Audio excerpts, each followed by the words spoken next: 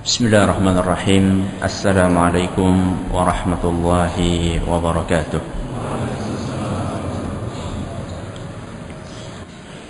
الحمد لله رب العالمين، وبه نستعين على أمور الدنيا والدين، وصلى الله على نبينا محمد وعلى آله وصحبه أجمعين. أما بعد. Kita panjatkan puja dan puji syukur kehadirat Allah Tabaraka wa Ta'ala pada kesempatan malam yang berbahagia kali ini. Kita kembali diberi kekuatan, kesehatan, hidayah serta taufik dari Allah Jalla wa Ala, sehingga kita bisa kembali menghadiri pengajian rutin tafsir kita ini di Masjid Agung Darussalam Purbalingga. Kita berharap semoga Allah Tabaraka wa Ta'ala berkenan untuk melimpahkan kepada kita semuanya ilmu yang bermanfaat, sehingga bisa kita amalkan sebagai bekal untuk menghadap kepada Allah Jalla wa Ala. Amin ya Rabbal Alamin. Salam dan salam semoga senantiasa tercurahkan kepada junjungan kita Nabi besar Muhammad sallallahu alaihi wasallam, kepada para sahabatnya, keluarganya, dan umatnya yang setia mengikuti tuntunannya hingga hari akhir nanti. Para hadirin hadirat yang kami hormati, dan juga segenap pendengar Radio Roja di Jakarta dan sekitarnya, di Bandung, di Lampung, dan dimanapun Anda berada, dan para pendengar radio yang lainnya. Pada kesempatan kali ini, sebelum kita memasuki penafsiran ayat yang ketiga, kita akan sedikit mengulang apa yang sudah kita pelajari pada pertemuan yang telah lalu. Pertanyaan yang pertama, kemarin kita membahas tentang ayat yang kedua yang berbunyi fadzalika alladzi yad'ul yatim. Karakter pertama orang yang mengingkari adanya pembalasan, orang tersebut menghardik anak yatim. Pertanyaan pertama, siapakah anak yatim? Bagus. Anak yatim adalah anak yang belum balik, yang ditinggal mati oleh siapa? Ayahnya. Pertanyaan kedua, sebutkan salah satu keutamaan membantu anak yatim di dunia. Keutamaan di dunia dalam membantu anak yatim. Ya, belakang. Terus?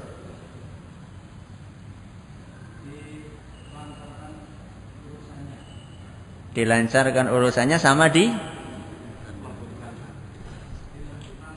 dilembutkan hatinya. Silakan. Tidak dapat bisikan dari samping kan? Kemudian pertanyaan yang terakhir, apa keutamaan di akhirat buat orang yang membantu anak yatim? Ya.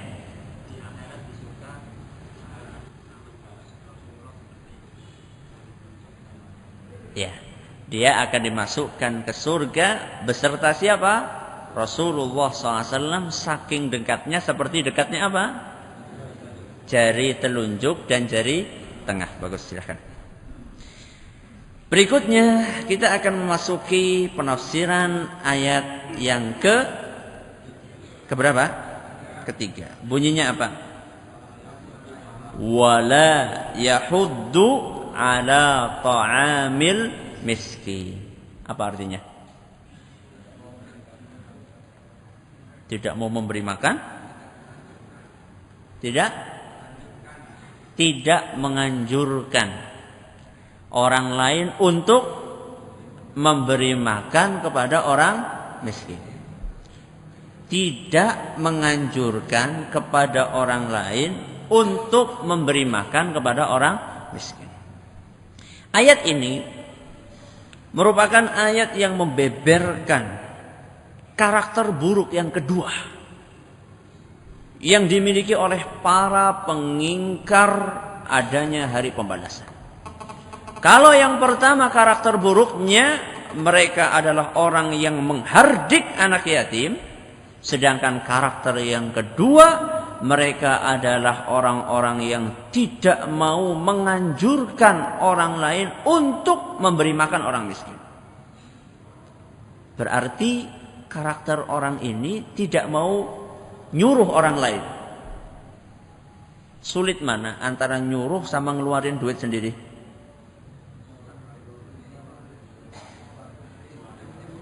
Antara kita ngasih makan orang miskin pakai duit kita sendiri, sama kita minta tolong sama orang lain untuk ngasih orang lain makan. Susah mana?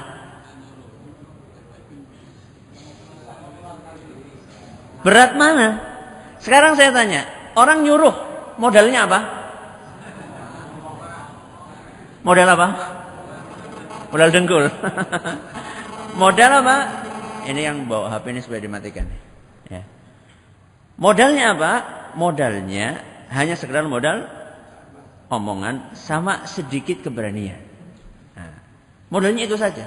Tapi kalau misalnya kita membantu langsung dari uang kita, itu kan perlu modal duit. Ya enggak? Lebih sulit mana berarti? Lebih sulit kita yang mengeluarkan bantuan untuk orang miskin. Sekarang di sini menggambarkan betapa jeleknya sifat orang tersebut. Orang tersebut dia jangankan untuk memberi dari kantongnya sendiri, lawong menyuruh orang lain untuk membantu saja tidak mau. Ya. Jadi ayat ini itu menggambarkan kepada kita betapa jeleknya perilaku orang-orang tersebut. Ya. Di mana orang-orang tersebut mereka untuk nyuruh saja tidak mau, apalagi untuk yang lebih berat mengeluarkan uang dari kantong sendiri. Dan ini jelas menunjukkan betapa buruk dan rendahnya perilaku mereka. Di zaman kita ini ada yang lebih parah, ada yang lebih parah. Kalau tadi sudah parah, ada yang lebih apa? Parah lagi. Apa itu?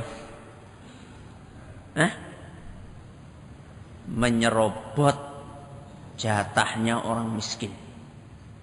Nah, ini lebih parah lagi kan? Kalau yang kedua tadi, yang pertama orang yang tidak mau ngasih, ya mandan lah, ya. Karena dia mikir-mikir apa? Duitnya nanti berkurang. Yang kedua lebih parah. Yang kedua tidak mengeluarkan duit, cuma modal apa? Ngomong. Ada yang lebih parah. Apa? Nyerobot jatahnya orang miskin. Di mana itu? Di mana? Di mana-mana. Di mana-mana. Apa Ustaz? Itu yang depannya R, belakangnya N. Apa? Raskin. Orang-orang miskin seharusnya mereka mendapatkan jatah 15 kilo beras. Berapa kilo yang diterima sama mereka? 5 kilo mending. Ada sebagian daerah cuma 3 kilo. Mereka menjerit, menangis.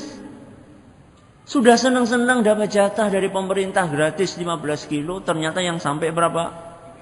3 kilo. Kenapa? Siapa yang nyunat? Yang nyunat siapa? Yang belum sunat. Yang nyunat adalah orang-orang kaya. Orang-orang yang mampu, yang iri dengan pemberian pemerintah kepada orang miskin. Sehingga mereka menuntut kepada lurah atau kepala desa untuk mendapatkan jatah yang serupa. Masya Allah. Saya ketika pertama kali dengar berita itu serasa hati ini mau nangis. Apakah mereka itu sudah mati rasa? Ya. Boro-boro mereka menyisihkan sebagian hartanya untuk membantu orang miskin. Malah mereka menyerobot jatahnya orang miskin. Subhanallah. Ustaz, saya dikasih. Ditolak. Kenapa diterima? Itu bukan jatah Anda. Wah, sok kaya Ustaz ini. Enggak. Saya enggak merasa diri saya kaya. Tapi masih ada yang lebih membutuhkan dari kita. Alhamdulillah. Mangan ya alhamdulillah kita bisa makan. Adalah yang dimakan. Masih banyak orang-orang yang untuk mencari sesuap nasi dalam sehari saja mereka bingung. Itu pun masih dikurangi dengan jatah atau diambil oleh orang-orang kaya yang tidak punya perasaan. Mereka tidak punya perasaan. Ya. Boro-boro mereka mengeluarkan beras buat orang-orang miskin. Sampai jatahnya orang miskin mereka sahut pula. Anak SD saja tahu. Raskin itu artinya apa? Beras untuk orang miskin. Anak SD tahu. Ya. Ini namanya bukan rasia. Bukan beras untuk orang kaya. Atau raspu, beras untuk orang mampu, bukan. Jelas-jelas namanya raskin. Yang ngambil raskin itu kadang-kadang gelangnya emas. Motornya kinclong. Ngantri dapat apa? Raskin, Masya Allah. Rumahnya gedong. Motornya kinclong. Perhiasannya melong-melong. Ngambil apa? Raskin. Jadi ayat ini kaum muslimin dan kaum muslimat yang kami hormati dan para pendengar dimanapun Anda berada memberikan pelajaran kepada kita bahwa kalau kita tidak bisa bantu dengan uang kita sendiri karena kita tidak mampu, minimal kita minta tolong sama orang lain. Kita tahu ada orang yang mampu, kita kasih tahu dia, Mas, Pak, Mbak, Bu, itu loh di tempat anu itu ada orang yang butuh. Yang mereka anaknya banyak, sering kelaparan, coba Mas bantu mereka. Nah, kalaupun kita tidak bisa mengeluarkan duit sendiri, paling tidak kita merekomendasikan, menyuruh orang lain untuk membantu. Entah itu secara pribadi, person, kita ngomong langsung, atau kita punya yayasan sosial. Ya, yayasan sosial kan tugasnya apa? Ngumpulin. Nah, mereka bukan orang kaya kemungkinan, tapi mereka bisanya hanya memotivasi orang lain untuk memberikan sumbangan kepada orang-orang miskin. Minimal ini yang bisa kita lakukan. Jangan sampai untuk hal yang ringan seperti ini kita tidak mau. Dan orang-orang yang tidak mau menyuruh orang lain untuk membantu orang miskin, ancamannya di akhirat sangat berat. Allah sebutkan dalam Al-Quran surat Al-Haqqah ayat 25 sampai 34. Surat apa tadi? Al-Haqqah ayat berapa? 25 sampai 34. Kata Allah Subhanahu wa taala, wa amma man utiya kitabahu bishimalih. Adapun orang yang pada hari kiamat nanti diberikan kitab catatan amalan lewat tangan kirinya, maka dia akan berkata, fa yaqulu ya laitani lam uta kitabiyah. Dia akan berkata, andaikan saya itu tidak ngelihat dan tidak mendapatkan buku ini, lebih baik saya tidak apa? Tidak dapat. Karena apa? Karena dia sudah dari awal sudah tahu dapat pakai tangan kiri ini pertanda buruk. Ya laitani lam uta kitabiyah. Lebih baik saya tidak dapat buku catatan ini. Walam adri ma hisabiyah. Dan lebih baik saya tidak tahu sebenarnya perhitungan amalan saya itu kayak apa. Saya takut kecewa. Ya laitaha kanatil qadiyah. Kata dia, andaikan kematian itu menghentikan segala sesuatu. Dia cuma bercita-cita mati, setelah itu tidak ada apa?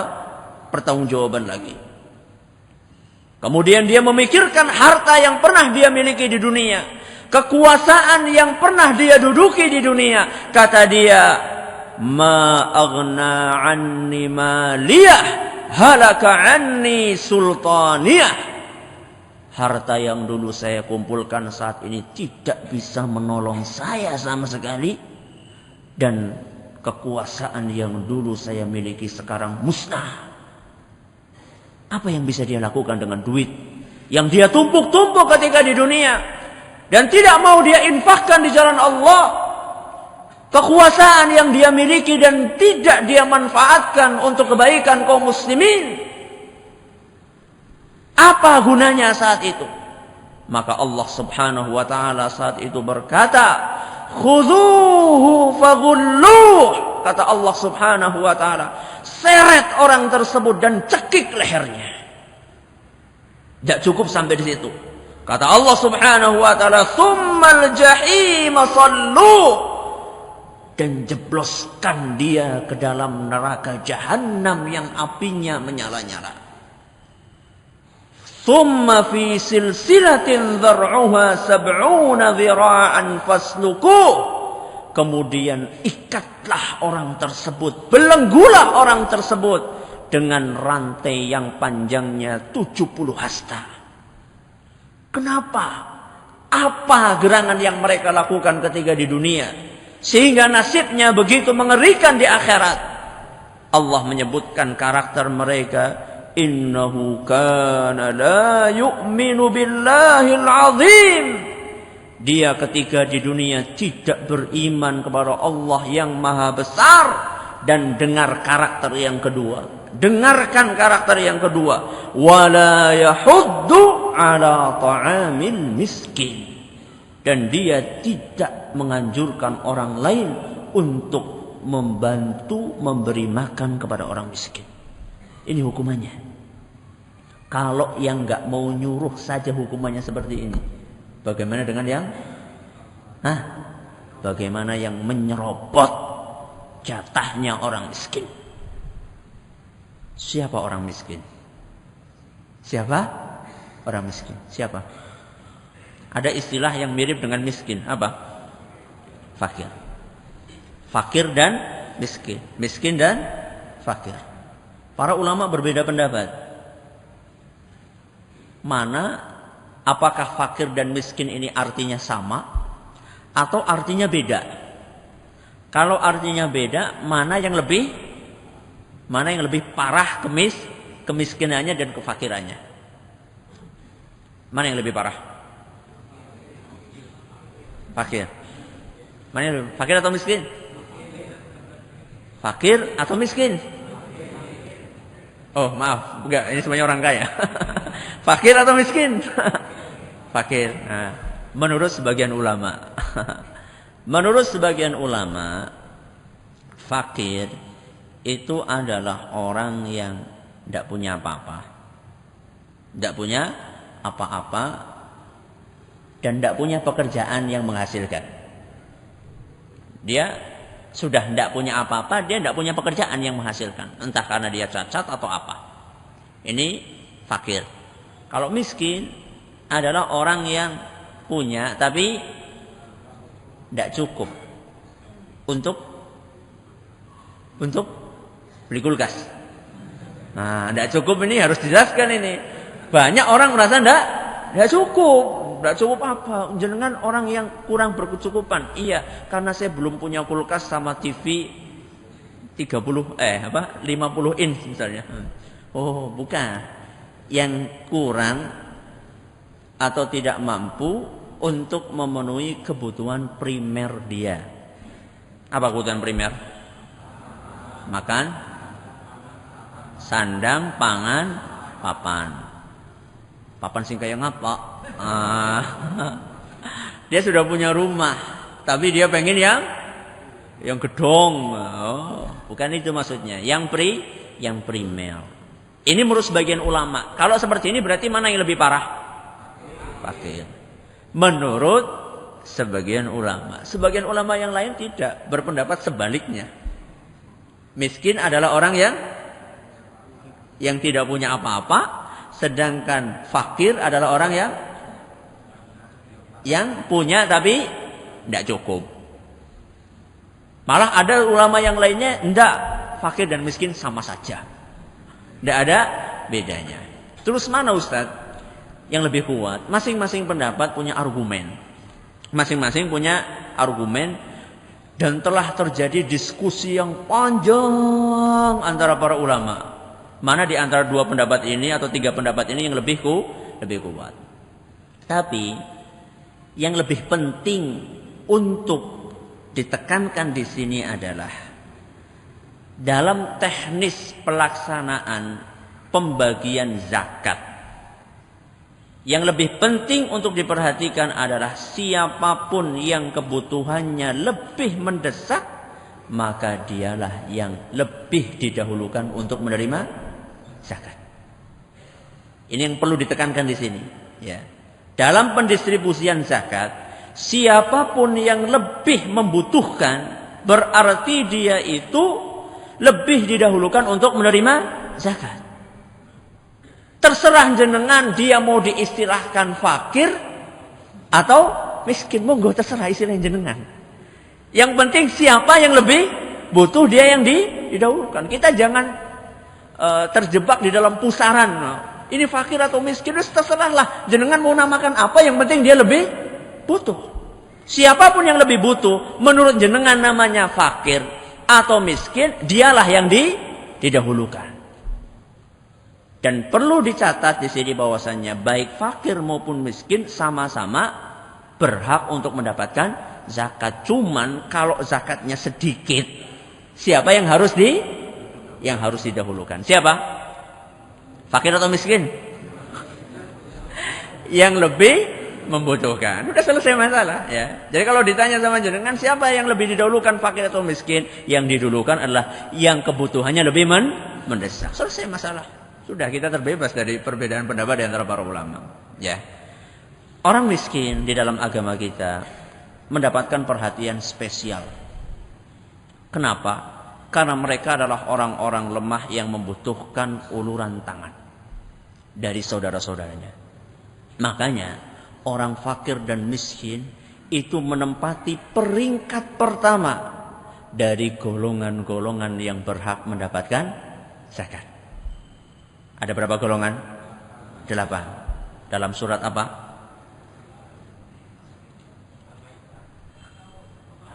At-Taubah. Ayat berapa? Ayat 60. Surat At-Taubah ayat berapa?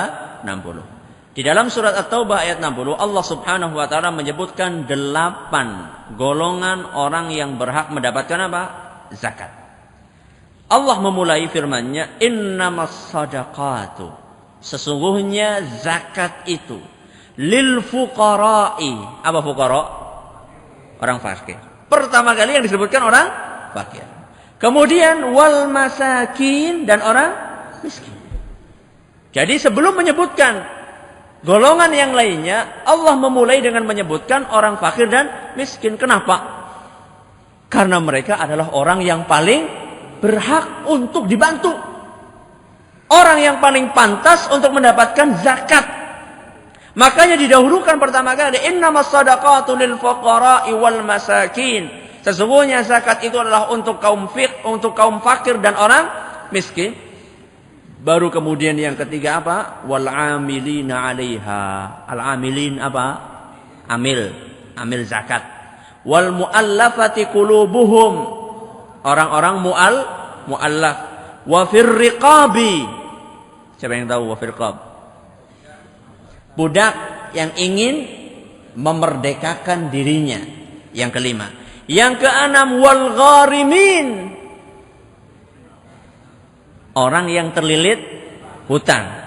Kemudian wa fi sabilillah, dan jihad di jalan Allah, wa ibnis sabil. Apa ibnus sabil? Ibnus sabil apa?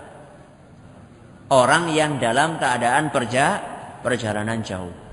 Kadang-kadang orang dalam perjalanan jauh, dia orang kaya, musafir lah. Ya. Orang kaya di mana? Di rumahnya. Tapi kalau dia dalam perjalanan jauh, hilang semuanya barang dia, jadi orang miskin. Ya. Dia berhak untuk dibantu. Ada 8 golongan. Ini menunjukkan betapa orang-orang miskin mendapatkan kedudukan spesial di dalam agama kita, karena Allah Subhanahu wa taala meletakkan mereka ke golongan yang pertama dan kedua. Rasulullah sallallahu alaihi wasallam dalam hadisnya menjelaskan pahala yang begitu besar untuk orang-orang yang gemar membantu orang miskin. Apa pahalanya? Kata Nabi SAW dalam sebuah hadis yang diriwayatkan oleh Imam Bukhari dan Muslim, kata beliau, as-sa'i 'alal armalati wal miskin, orang yang gemar membantu para janda. Janda apa? Janda kembang? Janda apa? Tua? Tua nek sugih? Hah? Ya tentunya ya janda yang kurang mampu lah ya. Kalau janda konglomerat masa dibantu. Dia yang bantu seharusnya. As-sa'i 'alal armalati wal miskin, orang yang gemar membantu para janda dan orang miskin, kal mujahidi fi sabilillah, seperti orang yang berjihad di jalan Allah. Subhanallah. Jihad, siapa yang tidak tahu derajat pahala jihad yang disebutkan oleh Nabi sallallahu alaihi wasallam, dzarwatu sanamil iman. Jihad itu adalah puncak keimanan yang tertinggi. Kalau jenengan belum bisa jihad, bantu siapa? Janda. Jangan ada udang di balik batu ini. Bantu aja. Bantu janda atau orang miskin.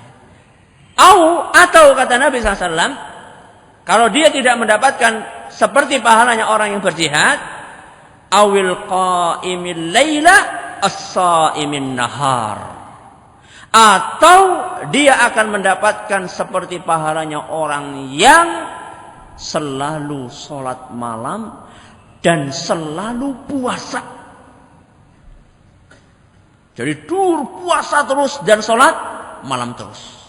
Ini orang yang membantu siapa?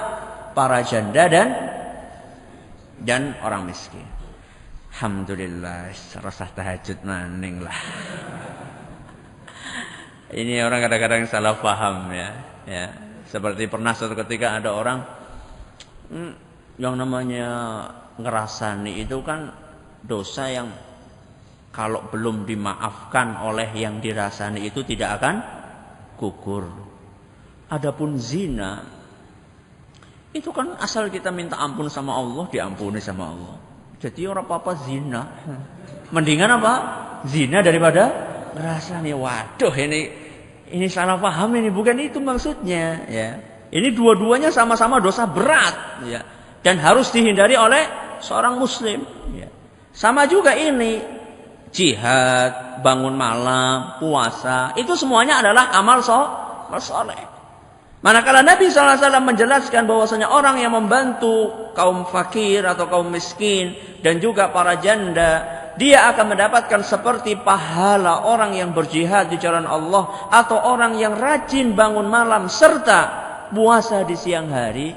Bukan maksudnya untuk mengecilkan ibadah jihad atau puasa dan sholat malam, bukan. Ini untuk menunjukkan betapa besarnya pahala orang yang membantu para janda dan orang miskin. Ada sebagian orang kaya yang memandang sinis kepada orang-orang miskin. Kenapa?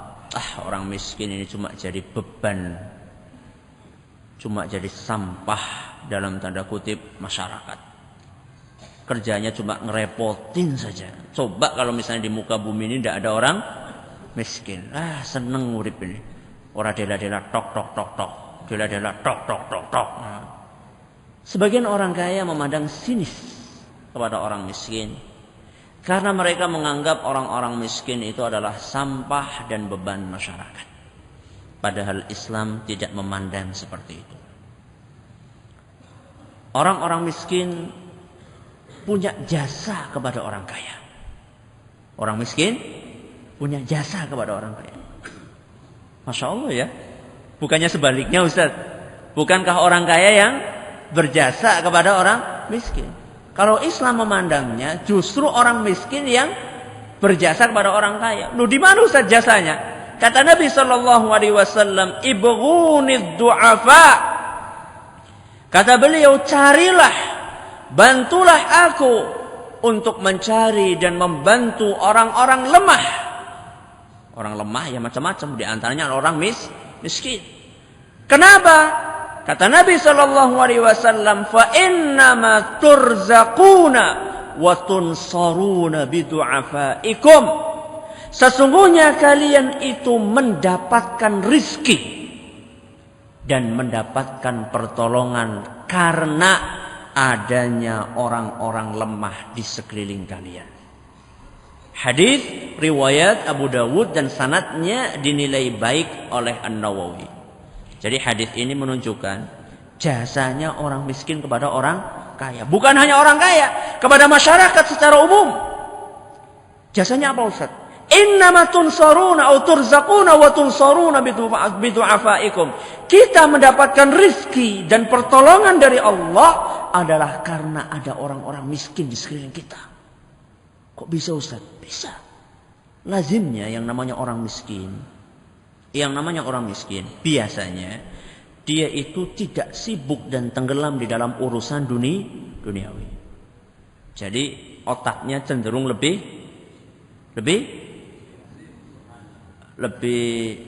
bersih lah ya. Karena nggak terlalu tenggelam dalam urusan duniawi. Karena apa yang mau dipikir? Tidak ada yang dipikir. Ini biasanya, ya, biasanya orang miskin seperti itu. Dan biasanya orang miskin itu lebih tekun untuk beribadah. Karena tidak banyak hal-hal yang bisa memalingkan dia dari ibadah kepada Allah Subhanahu wa taala. Beda dengan orang kaya, titik-titik ngitung duit, titik-titik telepon, titik-titik kula, titik-titik wah. Mereka agak sulit untuk konsentrasi beribadah. Beda dengan orang miskin yang rajin ibadah. Orang miskin yang rajin ibadah. Orang miskin sholat pada baik. Ya. Orang miskin yang rajin ibadah.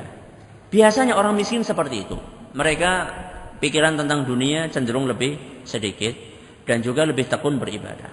Orang yang seperti ini imbasnya doanya sering lebih dikabulkan, mustajab oleh Allah Subhanahu wa taala. Orang miskin yang rajin ibadah, sekali lagi ya, orang miskin yang rajin ibadah biasanya doanya lebih apa? Mustajab. Orang kaum muslimin ketika berjihad supaya menang caranya gimana? Supaya menang caranya gimana? Satu ya, menyiapkan apa? Senjata, pasukan yang kuat. Cukup? Sudah cukup. Yang lebih penting dari itu apa? Pertolongan dari Allah. Kalaupun kaum muslimin itu kuat senjatanya, tentaranya juga kuat, kalau tidak dapat pertolongan dari Allah, mustahil mereka akan menang. Pertolongan Allah turunnya gimana caranya? Dengan berdoa. Makanya orang-orang miskin sangat dibutuhkan ketika berjihad, karena doa mereka sangat diperlukan oleh kaum muslimin agar pertolongan Allah turun. Makanya ada sebagian ulama yang mengatakan, atau sebagian panglima perang mengatakan, ada salah seorang ahli ibadah pada zaman itu, saya lupa namanya, yang kalau berdoa itu subhanallah selalu mustajab. Akhirnya ketika akan berperang, ahli ibadah itu dicari-cari oleh panglima perang. Mana fulan, mana fulan? Oh fulan tidak kelihatan. Waduh, nggak kelihatan ini gimana nih? Kata panglima itu, demi Allah, tangan dia yang teracung kemana? Ke langit. Alias apa? Alias berdoa. Doa dia itu lebih berharga buat saya daripada 100 tentara kuat. Karena kalau sudah doa mustajab itu kan luar biasa. Jadi orang-orang miskin punya jasa kepada kaum muslimin, karena kita akan ditolong oleh Allah Subhanahu wa taala lantaran keberadaan mereka di sekeliling kita. Terus dapat rezeki bagaimana? Ini lupa orang. Orang kaya kadang-kadang lupa dengan jasanya orang miskin. Orang kaya itu mustahil tidak membutuhkan orang miskin. Mustahil. Kenapa mustahil? Yang jadi pembantu dia siapa? Orang miskin. Tukang masake? Tukang kebune? Sopire? Kemudian tukang semire? Kalau semuanya memboikot orang kaya, gimana orang kaya? Tidak bisa ngapa-ngapain. Yang punya perusahaan sama saja. Yang punya PT, ya. Buruh-buruhnya orang apa? Orang apa? Orang kaya, tidak mau orang kaya suruh kerja jadi buruh. Orang miskin, yang punya sawah puluhan hektar, yang garap siapa? Orang miskin. Jadi orang miskin itu berjasa kepada orang kaya. Makanya balaslah jasa para pahlawan. Pahlawan apa? Pahlawan yang sering terlupakan. Bukan pahlawan tanpa tanda jasa. Kalau itu guru itu. Jangan pakai istilah itu. Kasihan para guru. Jangan lupakan jasanya orang-orang atau para pahlawan yang sering terlupakan. Ya. Kasih mereka gajinya tepat waktu. Kalau perlu dikasih bonus, ya. Anggaplah itu adalah salah satu bagian untuk membantu orang-orang miskin. Di sini saya perlu mengingatkan, yang namanya membantu orang miskin itu adalah kewajiban kita semua, orang Islam. Namun para tokoh agama mereka punya beban lebih dibandingkan yang lainnya. Ya. Kalau kita sebagai umum kaum muslimin, kita punya kewajiban untuk membantu. Para tokoh agama, kiai, mubaligh, dai, ustadz, dan yang semisal, mereka punya beban yang lebih berat. Kenapa? Karena mereka adalah panutan. Seharusnya mereka, para tokoh agama, kiai, ustadz, mubaligh, dan seterusnya, seharusnya mereka menjadi qudwah. Yang pintar ngomong itu banyak, tapi yang mewujudkan omongannya dalam praktek nyata itu sedikit. Yang ngomong supaya zakat, infak, sampai mulutnya berbusa-busa di masjid, itu banyak, tapi yang praktek di dalam kehidupan sehari-hari tidak banyak. Bahkan kenyataannya di sebagian komunitas, boro-boro tokoh agamanya dijadikan sebagai kaca cermin kedermawanan, justru malah mereka yang menghisap harta masyarakat. Contohnya Pak Ustaz, kisah nyata. Pada hari raya Idul Fitri tahun lalu, di salah satu kampung di sebuah wilayah. Di salah satu kampung, di sebuah wilayah. Ada seorang tokoh agama yang berhasil mengumpulkan 4 ton beras dalam hitungan hari. Berapa ton? 4 ton beras. Dalam berapa hari? 3-4 hari. Masya Allah ya, berarti sawahnya hamba Ustaz ya. Oh enggak, sawahnya sedikit. Malah mungkin tidak punya sawah. Kok bisa Ustaz? Kenapa kira-kira? Kenapa? Apalagi kalau bukan zakat fitrah. Apalagi kalau bukan zakat fitrah. Ada orang tua, renta, mbah-mbah, rumahnya reot, jalannya tertatih-tatih, membawa seplastik zakat fitrah dia, diberikan kepada seorang tokoh agama yang rumahnya mewah. Ini menurut jenengan ini ganjil apa bagus? Untuk pakai teken ya, pakai tongkat, rumah dia reot, sudah tua, batuk-batuk, kemudian jalannya udah bungkuk-bungkuk, bawa plastik, diberikan kepada, bukan hanya kepada, untuk tokoh agama yang rumahnya mewah, megah. Ini adalah merupakan perilaku yang ganjil. Ya. Wah, sebagian orang, itu kan amil Ustaz. Itu kan amil. Amil kan berhak mendapatkan zakat. Benar enggak? Itu alasannya kan? Iya. Jawabnya gimana? Bukankah dalam Al-Quran tadi disebutkan innamas shadaqatu lil fuqara'i wal masakin wal amilin. Yang ketiga malah Ustaz, dia ambil kok Ustaz, masa tidak boleh dapat? Jawabannya gimana? Jawabannya minimal ada 2. Jawabnya minimal ada berapa? Ada 2. 1. Memang para ulama berbeda pendapat. Yang namanya zakat fitrah itu pendistribusiannya khusus untuk orang fakir miskin atau mencakup 8 golongan yang disebutkan di dalam surat apa tadi? Ayat 60. Yang salah satunya adalah amil. Para ulama berbeda pendapat, memang betul. Para ulama berbeda pendapat, zakat fitrah itu hanya untuk orang miskin dan fakir saja, atau juga bisa dibagikan kepada seluruh 8 golongan yang disebutkan dalam Al-Quran tersebut. Dan masing-masing punya argumen yang kuat, saya tidak tutupi. Masing-masing punya argumen yang kuat. Tapi yang jadi pertanyaan, siapakah amil zakat? Siapa amil zakat?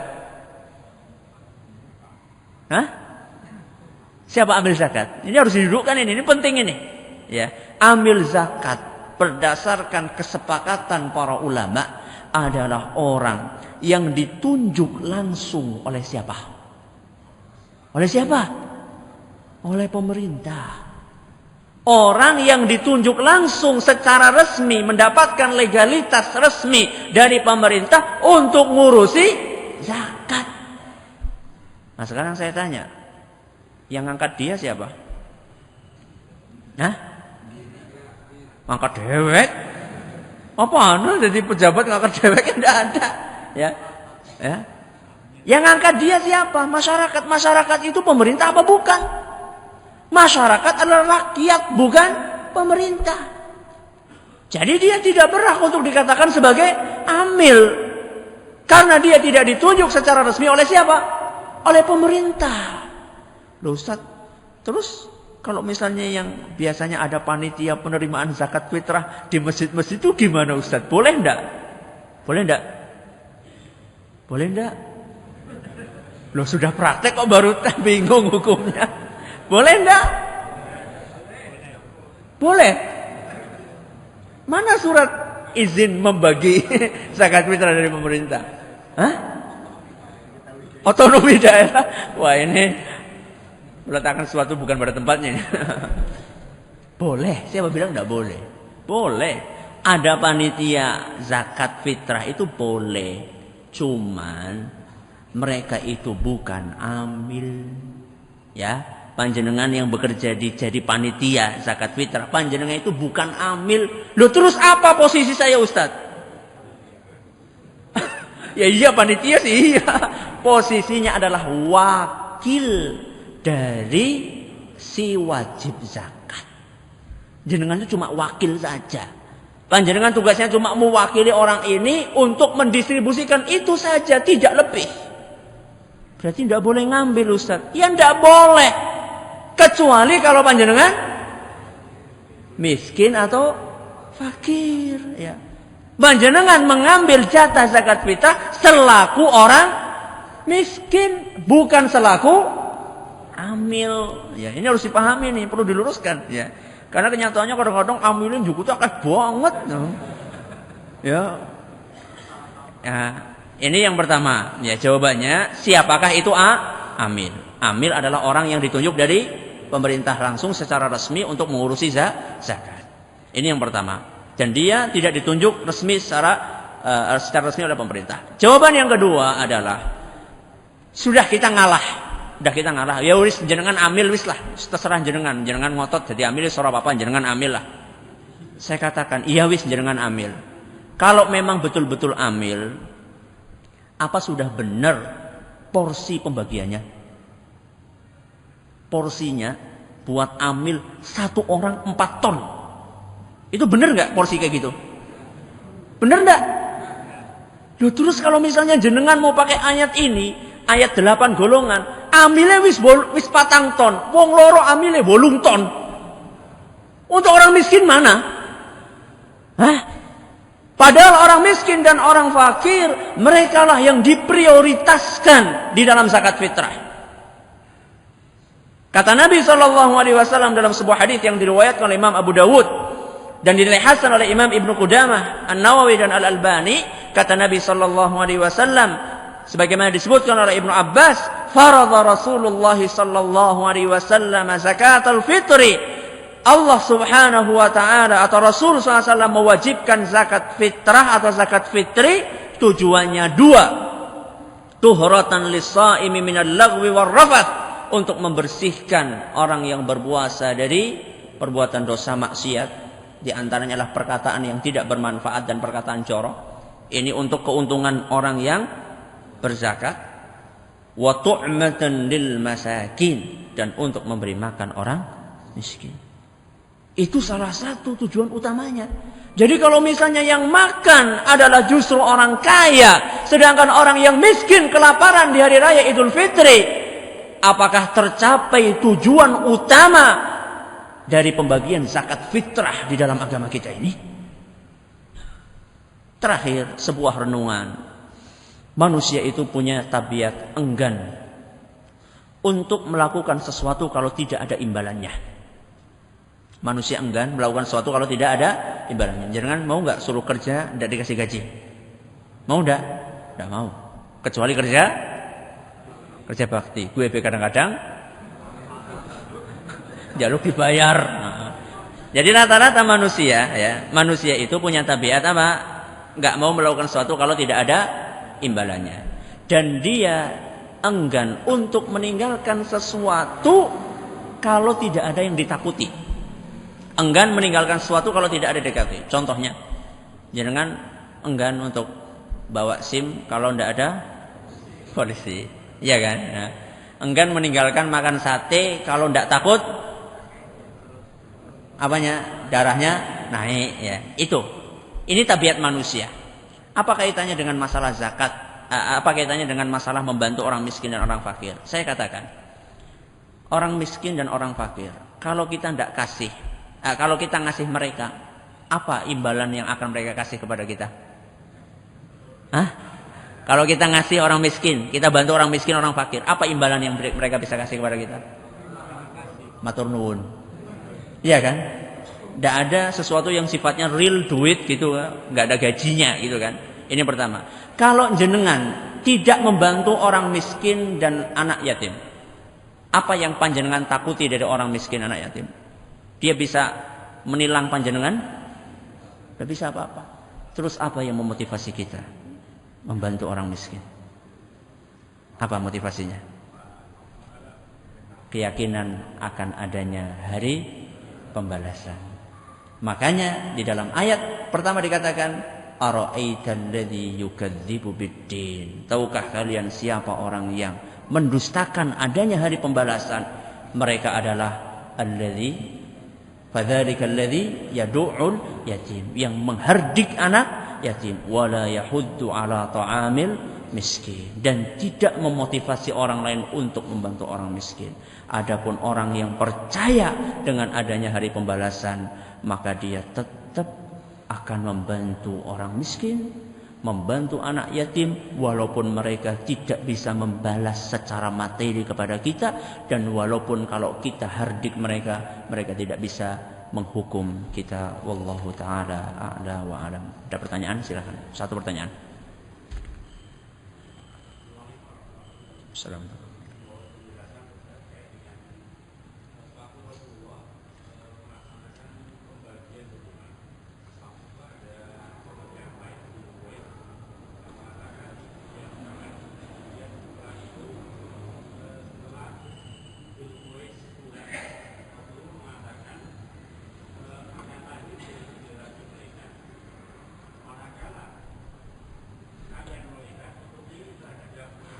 Ya.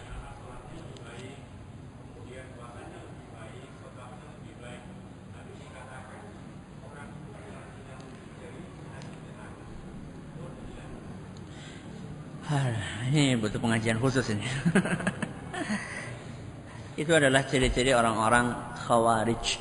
Orang-orang apa? Khawarij. Ketika Nabi SAW mencela Dzul Khuwaisirah. Dzul Khuwaisirah itu adalah nenek moyangnya orang-orang khawarij.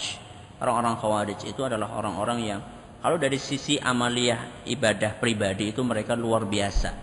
Sampai para sahabat itu dikatakan oleh Nabi SAW, kalian itu akan merasa minder kalau melihat ibadahnya mereka, ibadah pribadinya, sholatnya, puasanya.